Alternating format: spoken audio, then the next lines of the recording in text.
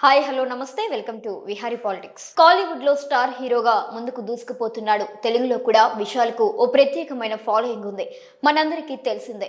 సహజంగా నటిస్తూ దక్షిణాది సినీ ప్రేక్షకులను ఎంతగానో ఆకట్టుకుంటున్న విశాల్ రక్తం సినిమాతో గతేడాది చివరిసారిగా మనందరి ముందుకు వచ్చిన విషయం తెలిసిందే. ఓవైపు వరుసగా సినిమాలతో ఫుల్ బిజీగా ఉంటున్న విశాల్, మరోవైపు సౌత్ ఇండస్ట్రీ హీరో హీరోయిన్ల సంఘ కార్యదర్శిగా బాధ్యతలు నిర్వహిస్తూ ఇండస్ట్రీకి సేవలను అందిస్తున్నారు.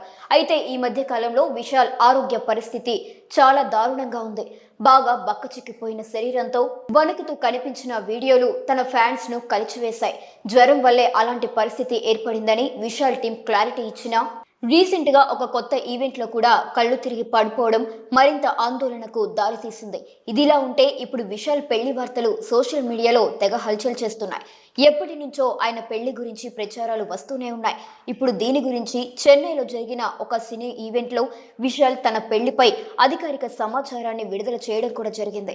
అందాల తార సూపర్ స్టార్ రజనీకాంత్ తో కవాళి సినిమాలో నటించిన సాయి ధన్షికను పెళ్లి చేసుకోబోతున్నట్లు విశాల్ చెప్పుకొచ్చారు.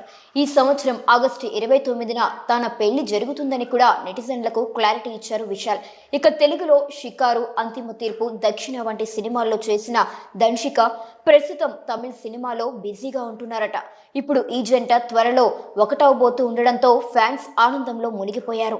మరోపక్క విశాల్ కు పెళ్లి శుభాకాంక్షలు చెప్తూనే తన ఆరోగ్యం కూడా త్వరగా కోలుకోవాలని ఫ్యాన్స్ కోరుకుంటున్నారు. ఇప్పుడు ఈ వీడియో సోషల్ మీడియాలో వైరల్ గా మారింది.